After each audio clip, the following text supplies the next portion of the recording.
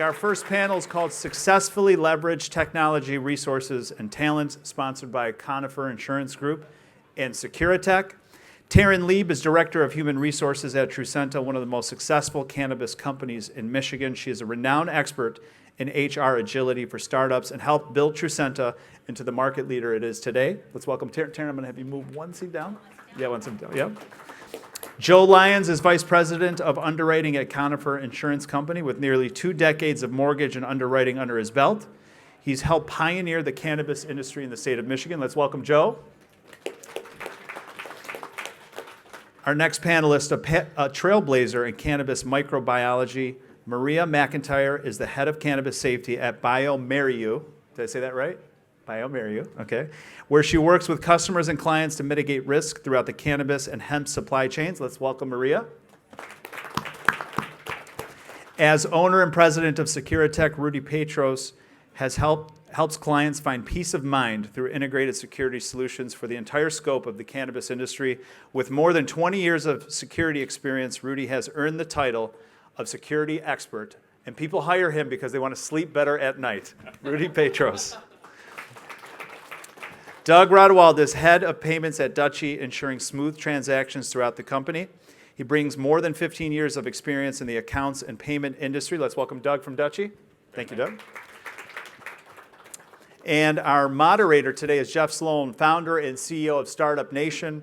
Jeff Sloan is a lifelong entrepreneur and passionate mentor for those looking to dive into entrepreneurship. He's also my mentor. He's also the host of the Paul W. Smith Show. You can hear him on 760 AM every morning. Ladies and gentlemen, our moderator for this session is Jeff Sloan. And I think you use this one. Or I use this one? You can use this one if you want. All right, so as Derek mentioned, I'm I don't know, some people would say a small business expert. I earned that title both because I've been a lifelong entrepreneur myself, actually never received a paycheck from a business I didn't have a hand in crafting. There have been good days, challenging days, rewarding days along the way, along the journey being an entrepreneur. I'm sure you guys are all familiar with that. You know, you're in a really exciting and dynamic industry. And one of the cardinal rules in business that I've learned, both from seeing success stories, seeing the challenges, experiencing them, not only seeing them, experiencing them myself, but one of the things is that as a sector emerges, you know, you can really be successful by just being there, having presence, being a first in, having a lead position, first mover, whatever you want to call it. You can succeed because there's demand, it's exciting, there's energy, as I say, there's demand. And so if you're there, you can succeed. But as sectors mature, competition increases, margins get cut, and it's really things like best practices and best execution that really begin to emerge as the determining criteria of who wins and who gets shaken out. And so one of the key differentiators to help you be one of those that wins is to be on top of technology. What's happening in technology, how to utilize technology to fill the needs, meet the challenges, accelerate your business, and stay ahead of the competition. And so this panel is all about technology. We've got a variety of different businesses and expertise on the panel. But it all comes down to what are the issues, what are the challenges, what are the problems, and what are the solutions? Specifically, what are the solutions that we can gain a foothold in by utilizing best emerging technology? So what I'd like to do to kick us off is to just go down the panel. We can go straight down. Reintroduce yourself. Tell us about you. Tell us about your business. And then if you would, maybe list 1 or 2, or if you want 3, but at least a couple of the major challenges you see that you are starting to think about technology solutions to. And we'll get to the solutions in a minute. First, let's tee up the issues. What do you see as challenges that need fixing or addressing? We'll start with you, Taryn. Hi. Hey. Is it on? Hi, Taryn Lieb. I am the Director of Human Resources at Trucenta.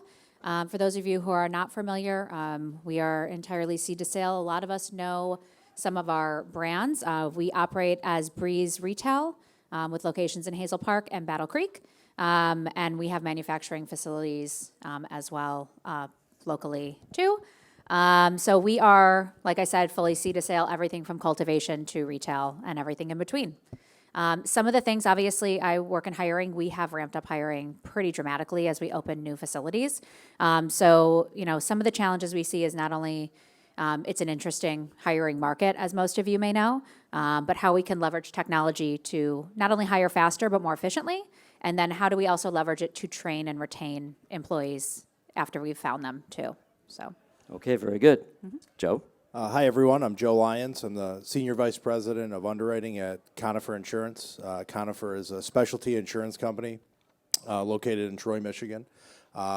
We were founded in 2010, and we entered the cannabis marketplace in 2015, primarily on the West Coast, and then as cannabis kind of remigrated back to the East Coast, we've been in the space in Michigan since they passed the MMFLA in 2016. I would say that technology issues that we're seeing is in the insurance marketplace. Speed is very important. As an individual who purchases insurance, I want a quote is readily available and as fast as I can get it. Now, the cannabis marketplace is a little bit different because there's a lot of nuance to it. It's a newer marketplace, and in the insurance world, we use like actuarial data to price out products. And with zero actuarial data over the last, companies are using 30 to 50 years of actuarial data to price things out, and obviously there hasn't been. It was California in 1998 that came up with their first marketplace. So there's just not a lot of actuarial data to price insurance out. So we are every day investing in technology to provide, more of an instantaneous quote to provide, good customer service to the insurance marketplace. Great. Maria? Hi, I'm Maria McIntyre with bioMérieux, and if you're not familiar with bioMérieux, we're a global diagnostic company providing microbiology solutions to the cannabis industry for the last 10 years, and prior to that, other verticals such as nutraceutical, food, pharmaceuticals, as well as others. And so really working with the industry to ensure public health and safety from seed to sales, so throughout supply chain, as well as for the consumer's safety and health, with the primary focus, of course, around compliance testing laboratories and meeting their needs. From the innovation and technology standpoint, it's a critical area, as speed is certainly one area that's of interest, but also the need for consistent and reliable results that are obtained with ease. And so as we've leveraged through the years our science, we continue to do so within the cannabis space to provide solutions that are rapid and reliable and robust, but we can talk more about that later. We will. Rudy? Hi, everybody. Rudy Petros with Securitech. We're a full-service security company offering electronic and physical security. We worked with the first licensed facility in the state. Since then, we've done a couple 100+ licensed facilities from a security standpoint. Challenges I'm seeing today is how to ease on cost with the change in the climate in the market, and how you can use your security for operational use, and maybe blending physical and electronic security, not only to secure your products, secure your facility, keep your employees safe, but also help the experience to the customers and the operation. Doug Rodwald, head of payments with Dutchie. We are a technology company. We provide the point of sale, e-commerce, and payment solutions for about 60% of the GMV of the whole U.S. Cannabis industry.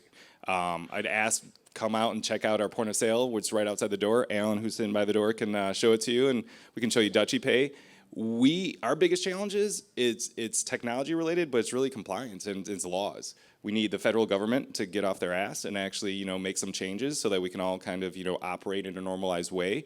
And that's what we're focused on a daily basis. How can we take a cannabis experience with the technology assets that we have, with the team that we have, where we have some amazing people from great technology companies, and just give you a consumer experience and a bud tender experience that meets expectations.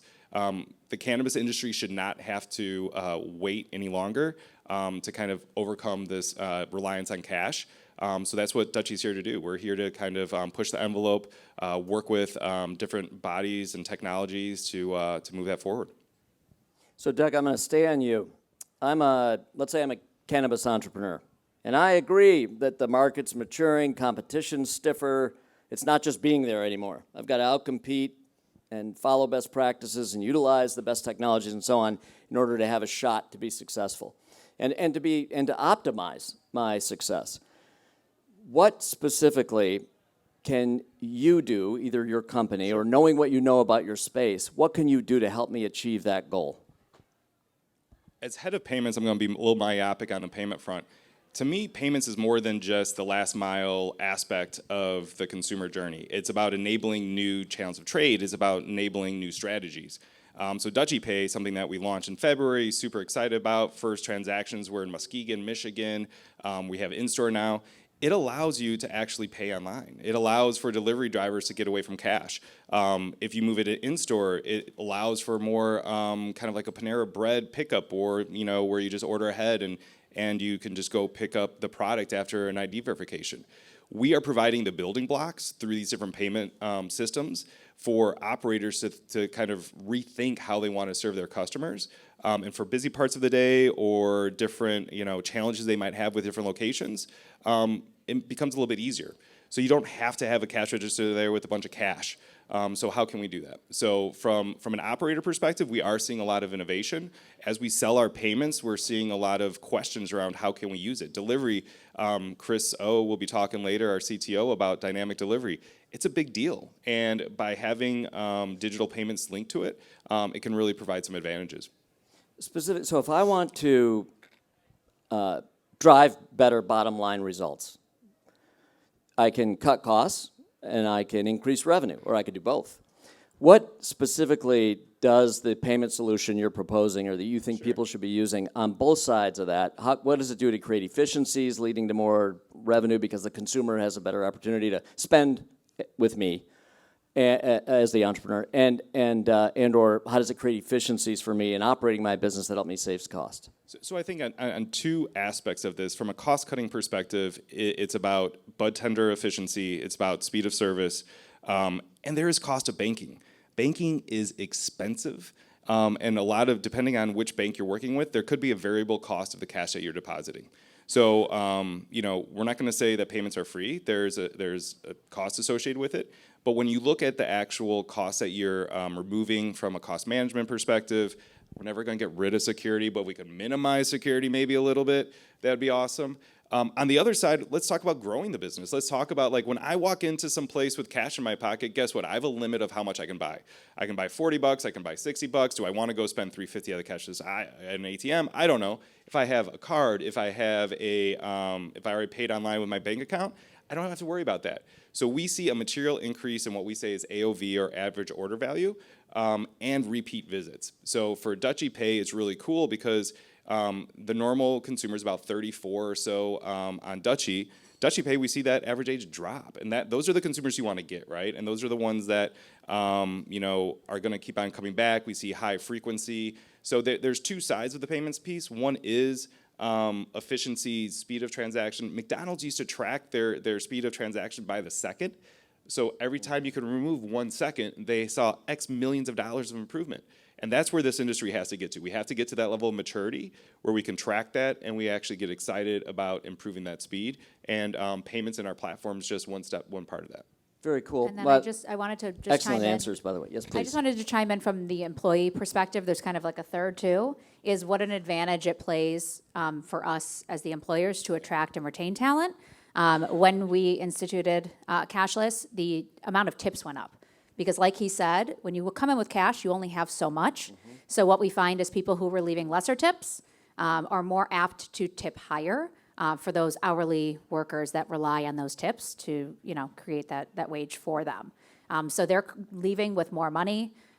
It's actually more efficient from a payment perspective on tips too, kind of eliminating that cash tip type of model, and makes it a little bit easier for us to track from a compliance perspective as well. Excellent. Thank you for jumping in, by the way, and feel free, anybody on the panel, feel free if you want to add, as Taryn has just done.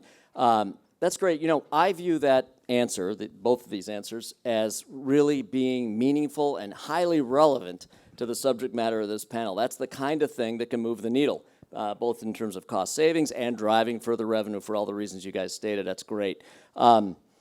Rudy, security. It's certainly a cost to business when there's security issues, no doubt about it. Breakdown in productivity, breakdown in sales opportunities, all the rest. We all know what happens when you have security breaches.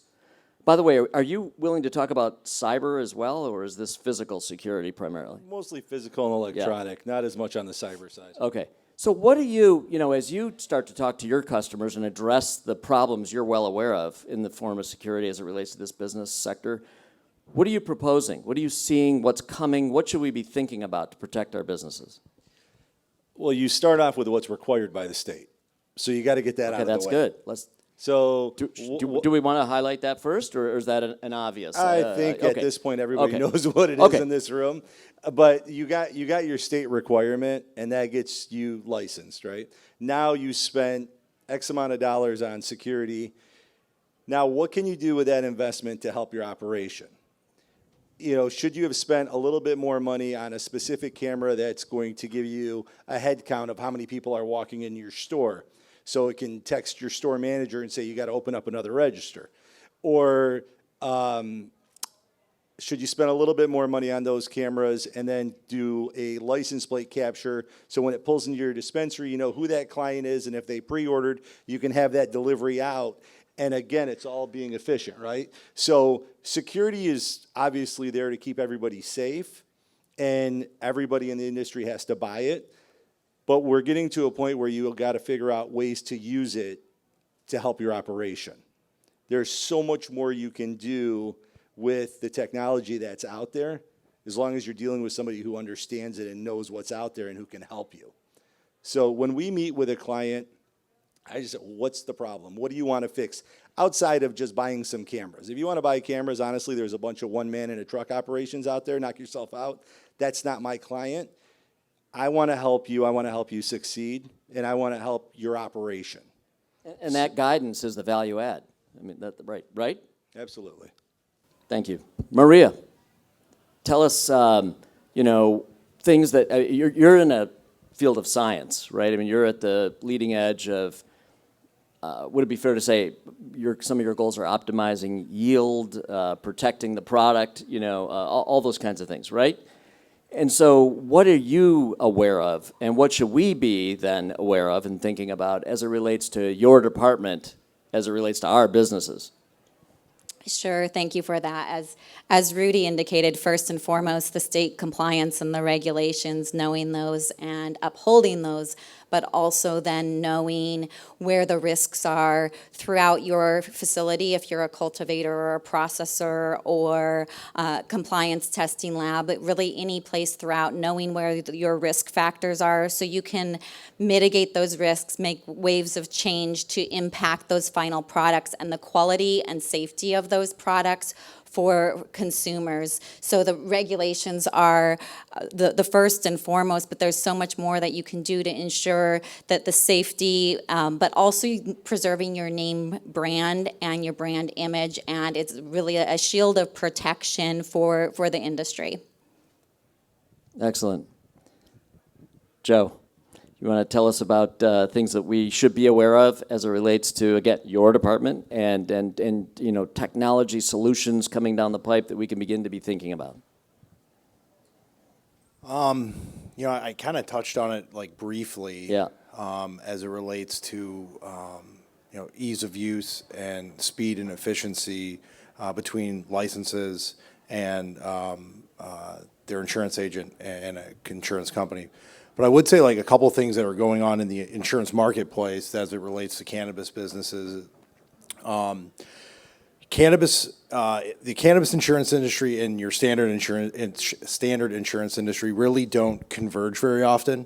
The standard insurance industry is actually getting ready to kind of move into somewhat of a hardening of a insurance market. You know, in 2021, you had a bunch of winter storms, you had Hurricane Ian, and insurance companies buy something called reinsurance. So those companies want to go out and make, they're going to start raising their prices. It will be interesting to see now if the cannabis insurance industry will follow suit with your standard insurance marketplace. I would say that there's not a lot of cannabis insurance providers. There's only like a couple dozen of us. You're laughing, so you know what I'm talking about. I'm dealing with it right now. Right. So there's not a lot of cannabis insurance markets available.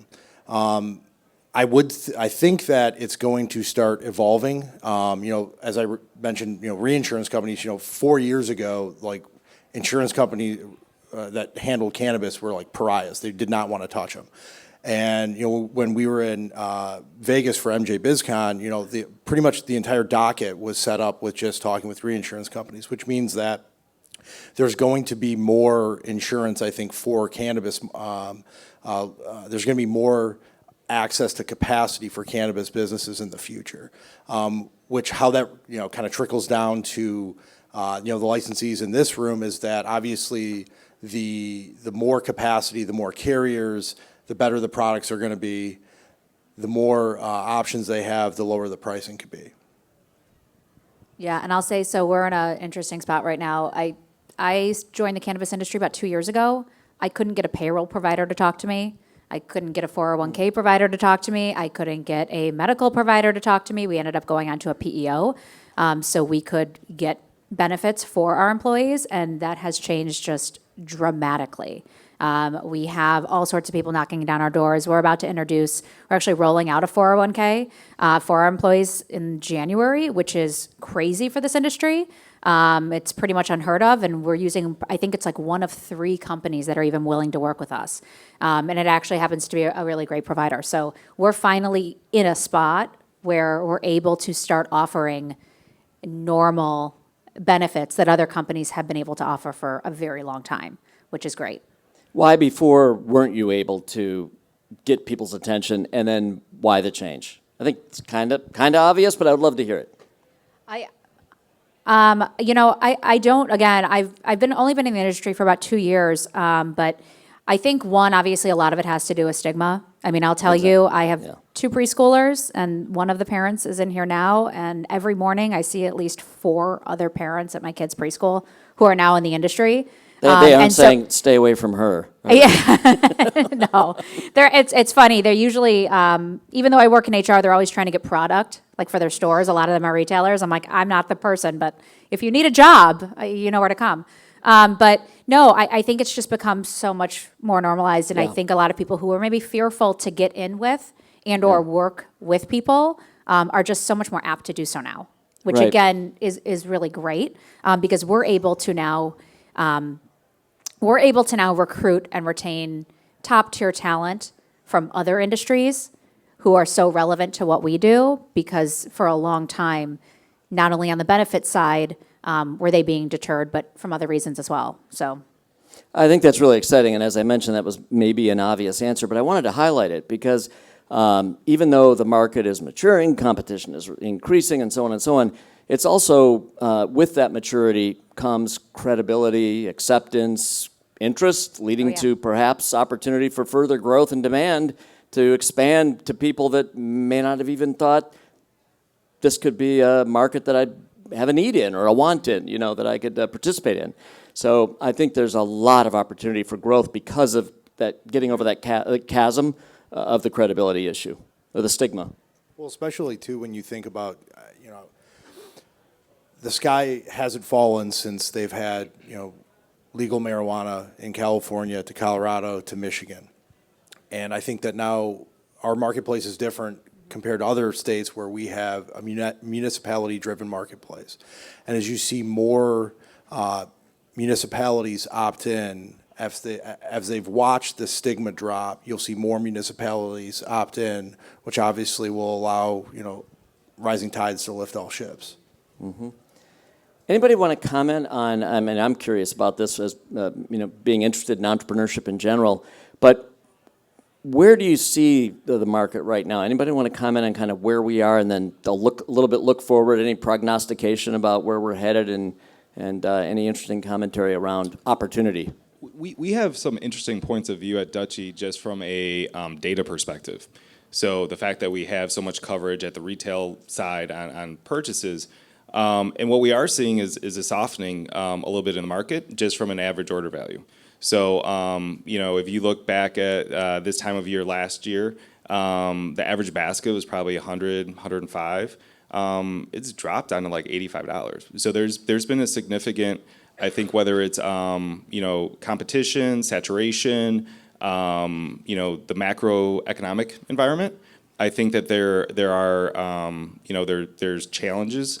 I think building on the conversation around the maturation of the industry, though, it's super exciting because we do see more banks getting involved, more suppliers getting involved, et cetera, which then hopefully will drive down the cost on the backside as well. Yeah, I'm curious to dive deeper. I love data and the insight and the intelligence it could provide. On the drop from, what would you say, 105 to 85? Is that what you said? A little bit over 100 down to like 85. Yeah. Does that have anything to do with prices dropping? I don't know, but what do you think is driving, or do you have insight specifically into what's driving We the see decrease? average the transactions remain the same, thereabouts, but we don't have all the SKU level information to be able to speak to exactly that. And different markets operate differently. Michigan is definitely one of the most competitive markets that we see in the U.S., just because of the way it is rolled out from a municipality perspective, the number of dispensaries that can be in a town. It's crazy. In other areas, you go to Massachusetts, you have these roofs doing $20 million a year because there's not that much competition around. So, I think based on that, it's hard to say when you look at the whole U.S., that is just because of product cost, because each state is a little bit different. So that's where we would tend to believe it's more about consumers just dialing back overall purchases. But yeah, it's a great question. I just don't have the data at my fingertips. Okay. Just curious. Yep. What about marketing? There's lots of standard best practices we all know, regardless of what business you're in, that you would rely on, you would look to in terms of creating awareness, driving leads, and sales ultimately. But are there specific technologies or specific factors in this industry impacting how you view marketing today, and opportunities opening up in the way of marketing that people should be thinking about? Anybody have commentary on that? Anything affecting how we think about marketing our businesses these days, whether it be technology or whether it be strategic or tactical? Again, on the Dutchie side, on the retail, there's two big loyalty programs out there, or providers that we see, Alpine IQ and Spring Big. We integrate with them. We see them with a lot of usage. They continue to push the envelope. I think what's interesting with the cannabis market is you see it as an industry that long-term, you're going to have these mature products, CPG type of thing, almost where you could have a lot of partnerships and whatnot. I think what's challenging, and again, it gets into legislation and state by state versus more federal, is it's hard for those products to cross state lines. So because of that, it's hard for the operators to then form those relationships and develop these amazing programs like you would see in convenience stores and elsewhere. So it is more, I think, on a local level where you're seeing the execution on the marketing and the desire to get the brand out there and to own the consumer data. So this market is so interesting because of the moat around it and the lack of access to some of the other normalized suppliers. So I think what we see is a lot of creativity, a lot of innovation from the operators to really get out to the local markets, and that's what we're trying to help enable and continue to give them tools to do that. Anybody want to jump in on this one? In addition to that moat that Doug just mentioned, as many of you may wear many hats within the industry, and I represent something very scientific. One thing that we've seen is different is to market to the broad scope of the audience. So you may have non-scientific people performing scientific activities, and naturally the drive to not only understand the awareness of solutions and the scientific realm, but also opportunities for education. And so there's a significant number of conversations expanding and marketing expanding in terms of giving enrichment and educational conversations or opportunities even as we gather here today. That's great. Anybody else on this? Okay. You know, I love, Doug, your comment about loyalty. That's something that, you know, again, I don't go deep on this specific industry sector, but I know business in general. And I know one thing, that, again, in the early days of an emerging sector, it's all about getting new customers because everybody's new in the beginning. But as industries mature, the focus needs to turn to largely about retention and re-engaging customers that you already have. It's extremely expensive to get a new customer, especially in a more competitive market. So turning your focus from how do I attract new customers to always making sure you think about ways to treat your loyal customers, your regulars, if you will, in really unique ways. You know, I always looked at the thing like with Groupon, really searching for bargain hunting trolls so that you could find new customers. And there's a place for that in this world, no doubt about it. But the reality is you want customers of value. You want valuable customers who are going to be loyal to your business and to spend with you regularly. That's where the action is. That's what supports. It's an 80-20 rule. That's really what drives small business success. So thinking about technology in that respect and ways to utilize technology, whether it's a loyalty program or just, you know, having a keen sense of awareness in all your marketing about addressing and engaging your existing customers is something that's a key focus. One thing I want to do, it was about 10 minutes or so left. I want to make sure, one of the things I always like to do in moderating a panel, you don't get people like this, expertise like this available to you all the time. We happen to have it here today. Thank you, Derek and team. And so I want to give you guys an opportunity to ask questions too. Anybody have, for anybody on the panel, a question that I, as the moderator, not knowing what you know as deeply as you do, may not have thought of, but we welcome your questions to anybody on the stage as well. Anybody have anything that they want to take advantage of the opportunity to ask a question of the panel? Yes, please. So my question is kind of two-part. Huge news this week with reverse ATMs.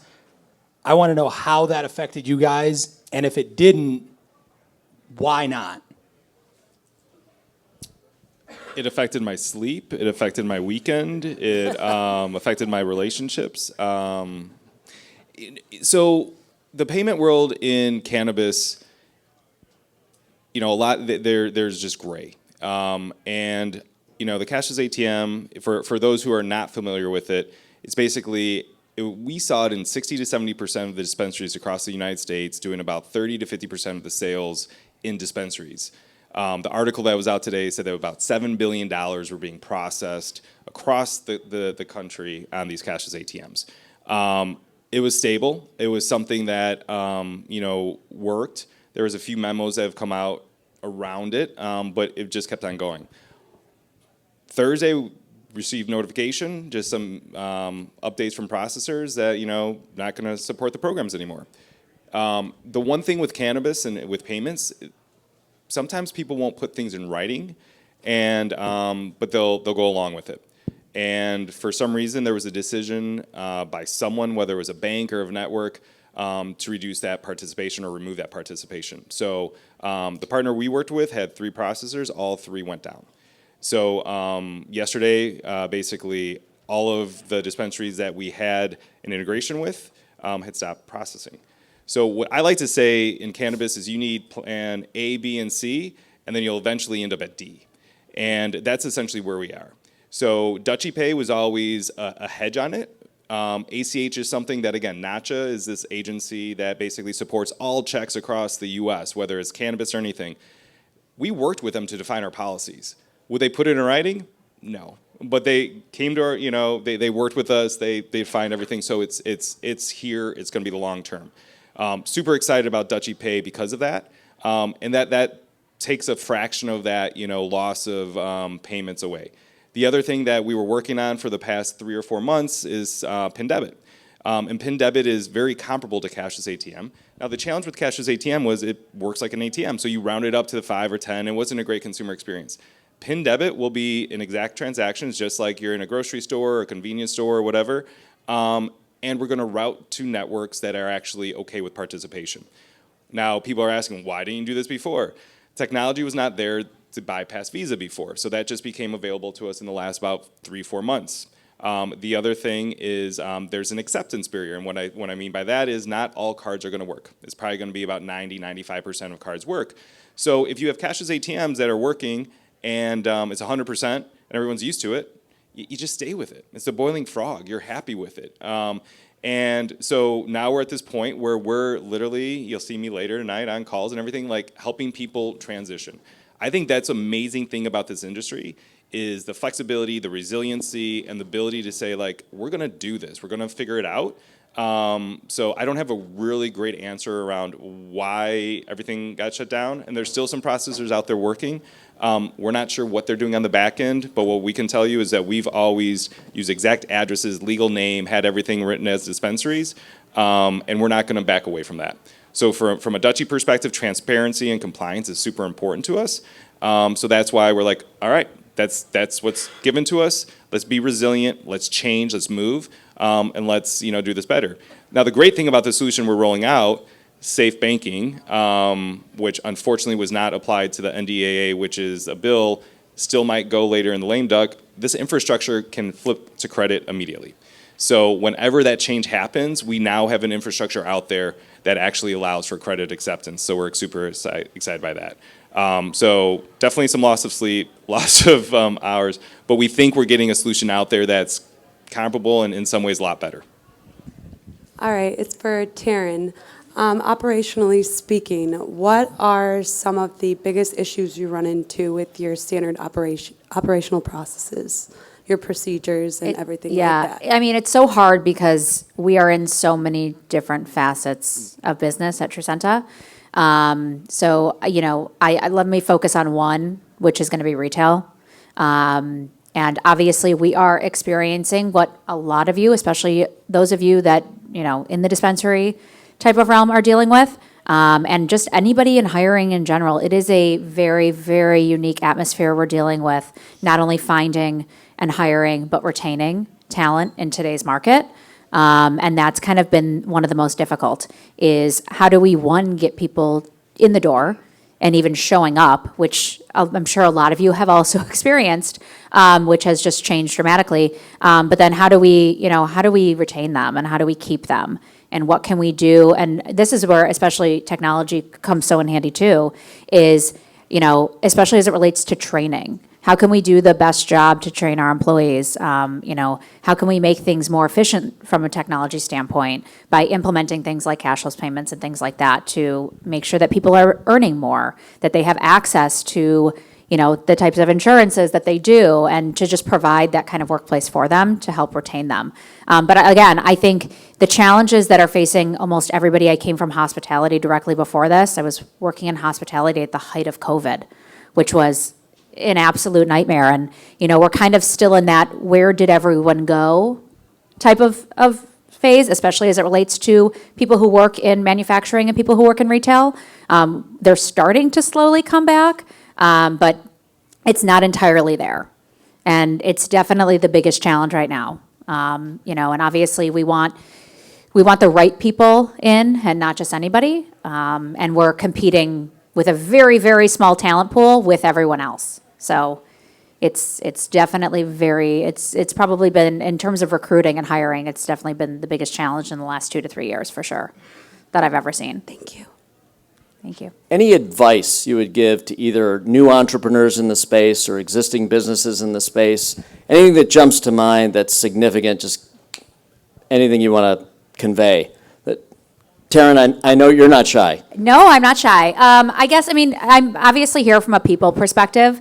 The most successful businesses are those who are able to attract and retain the most talented people. Yes, that's a strong point. I'm glad you're making that point. So, the more, the better your environment is, the better your culture is, the better you treat everybody, and really look out for that, the better talent you're going to be able to have and maintain and be able to grow. Especially in this amazingly still tight labor market, Yes. I mean, you have got to create a great company culture. You've got to convey sense of purpose and mission that people buy into. And it's hard because so many people, everyone is so desperate for talent and labor. Yes. But you don't want to just fill seats and watch everything crumble. So it's definitely a big balance between finding the right people Yeah. and putting them in the right seats and having the right environment for them to stay.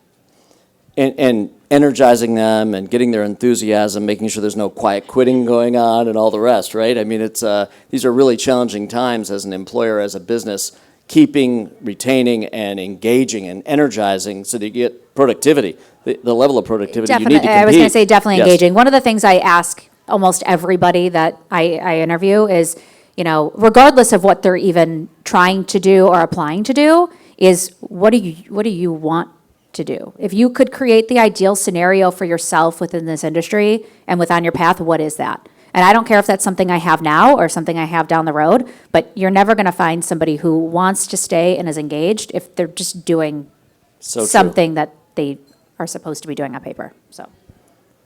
Got a couple minutes left. Any other advice, guidance? Yes, Rudy. If you buy something, learn how to use it. That's a really good point. Security cameras are no good if you don't look at them, right? Listen, just like everybody's got a phone in their pocket, they don't know half the features in it, right?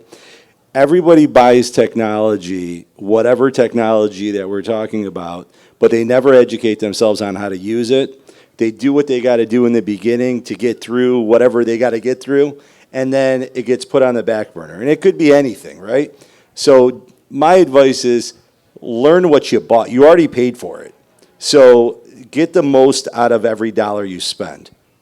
That's great advice. It could be because we have too much technology. We have 35 Never streaming have too much services. technology. Never. Never.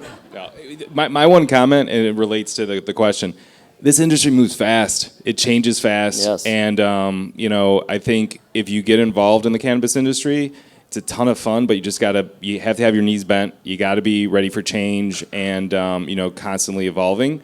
I think this isn't an industry where you just set it, forget it, and rake it in. So you have to be ready to work and to kind of drive, but it's fun. It's just a lot of change. You made a good point earlier where you said, you start with A, B, and C, and you come to D, and you're absolutely right. I mean, it definitely is not a set it and forget it. You have to be willing to adapt, be flexible. There's no doubt about that. Maria? Science can be complicated. Not all science is good science. So leverage your network, your peers, the individuals and companies that know to be able to help you on that journey. And as Doug said, everything's in flux. So it's not a one-off conversation. It's a continual conversation to ensure that your needs and the industry needs are met.